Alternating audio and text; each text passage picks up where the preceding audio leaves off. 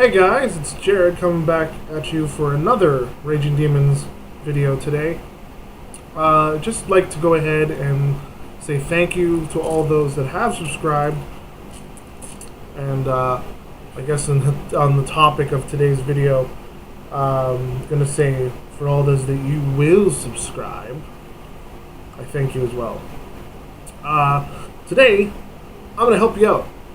You got a new quest, got a new thing going on. You got a crazy medieval quest, Dungeons & Dragons, Pathfinder, GURPS, Sundered Skies, anything. You got something going on.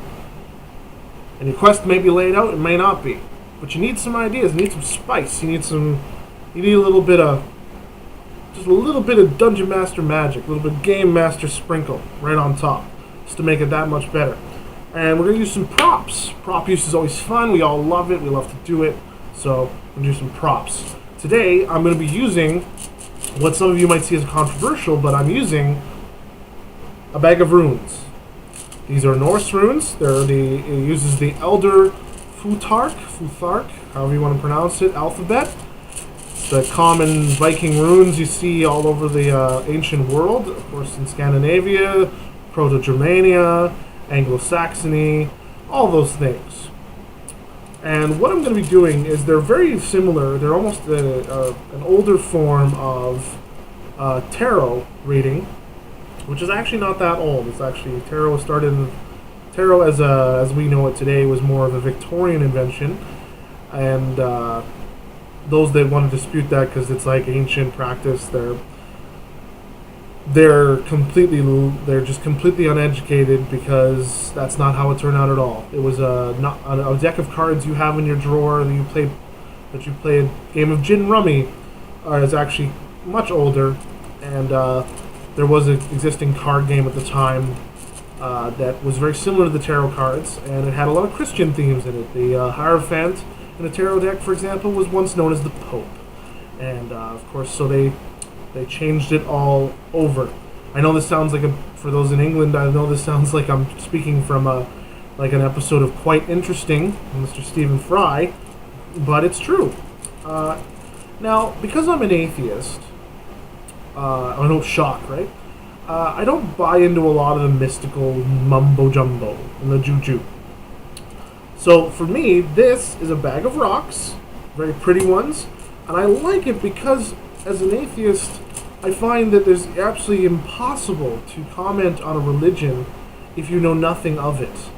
So I went ahead and I picked these up as a kind of an exploration of ancient cultures, and like kind of an anthropological experiment. And also I knew that they could be used rather effectively in a medieval game setting, especially if you were dealing with like a Viking style quest.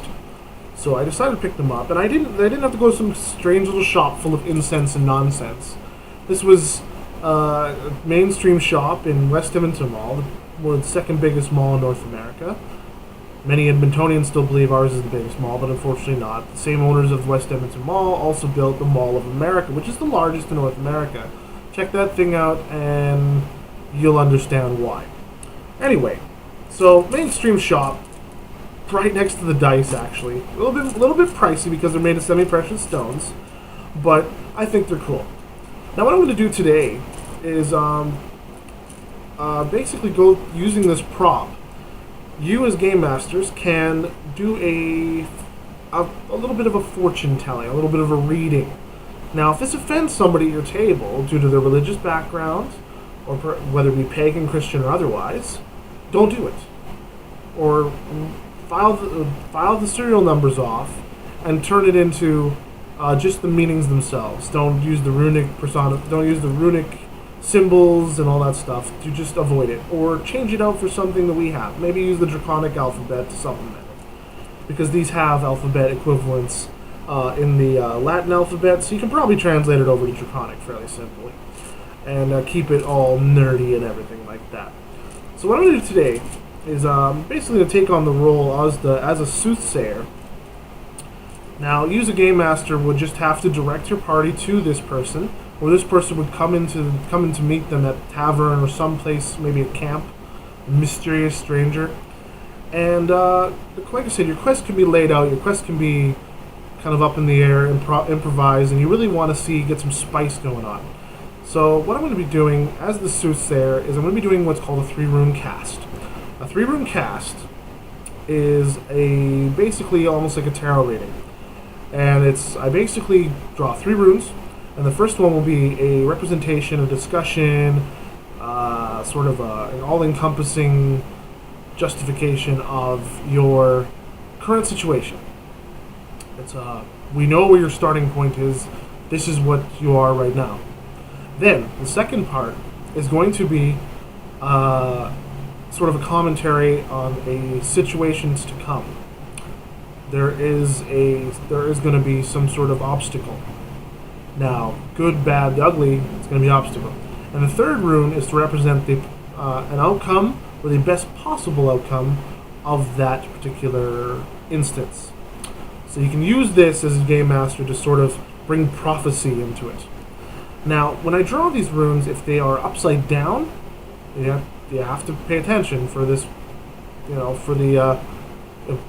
by their traditions. If you would produce these runes upside down, many of you won't even know they're upside down, unless you know what the runes look like, it means the exact opposite of what its original meaning is. So, I'm going to do that, and I'm going to review actually a bit of source material I have here on which rune is which and what the meaning is, because these runes literally have 12 to 13 meanings per rune, because that is much the Vikings. These were representative of letters, meanings, and objects, and also, in a lesser extent, gods. So, we're going to go ahead and start off, and first off, you want to be random. So if you don't have these rune stones, inscribe the runes on a piece of paper, pieces of paper, put it in a hat, dice bag, whatever, and just juggle them all up. Make sure it's all random, because that's what makes this fun, because even the game master cannot predict the outcome of this random draw. So we're going to go, okay, so first rune we have is Wunyo. It's traditionally done like that.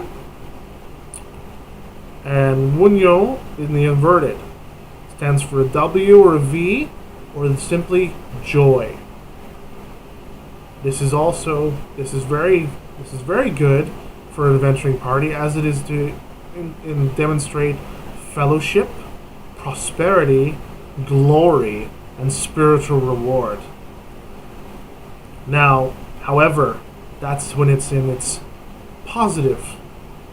In reversed, this is foreboding. This is stultification, sorrow, strife, alienation, possession by higher forces, and raging frenzy. It also is a symbol of the berserker. So, barbarians in the party, take heed.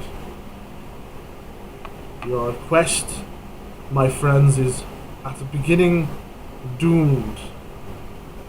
You must be on your guard. Secondly, in its traditional drawing, Turisas, the thorn, the giant, is a force of direct destruction, conflict,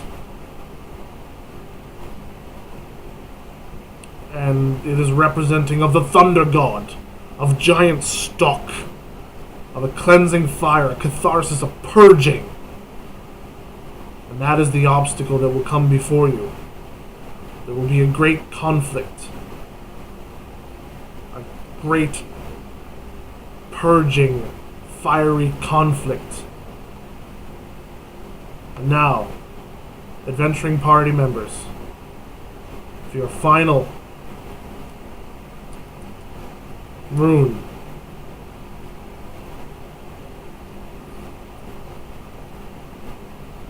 the best possible outcome for your quest is Gable.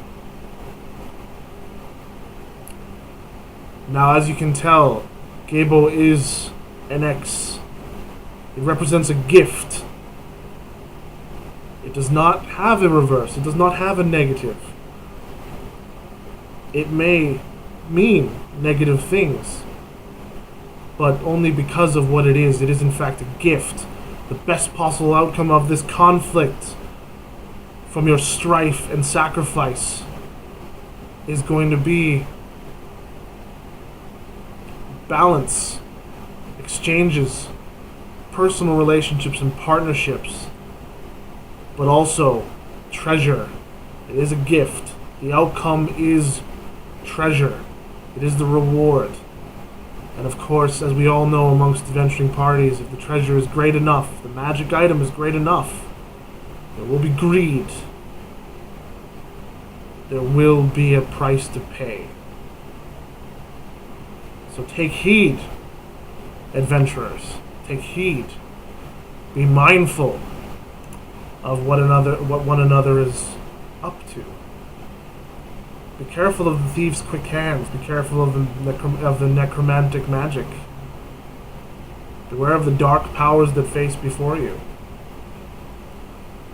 And that's just kind of like what we got going on from just a simple bag of runes. Already, I've told you that we've got an entire adventure laid out ahead of you, and we're getting, we're getting a party together in Strife that know that their quest is going to go through hell. There's going to be a great conflict, a great war, if you will. Not bad for an adventure, which will also result in finally receiving a great reward. So you see a handful of rocks with some scribbles on them, with a sign vagary and meaning, just went ahead and had your quest go from bland and maybe a little bit vanilla to muy caliente, a little bit spicy, a little bit exciting. So you see why prop use is so important? Now, take it for what you will. If you don't like what I just did, that's fine. I'm not doing it for everybody. But I'm putting it out there. I'm putting these little things out into your mind, and hopefully something sticks. And you can go ahead and just jazz up your games, provide them just another layer of immersion, another layer of imagination, another layer of mysticism and mythology. Because these adventures you're going on are not just about playing a game. These are actually going to be stories that you and this group sitting around this table are going to be able to share with one another. And they are going to be as fresh in your mind as the time you all spent a vacation or had a high school trip together. You need these things. So, but that's just an example of prop use for today. It's little avant-garde. Hopefully you liked it. If you don't, fine. But I strongly encourage anybody to go ahead and look some of these things up and play around with them, and maybe even do a random dice table if you feel more comfortable than using rune stones. But until the next time, guys, keep the dice or whatever else rolling, and we'll see you next time.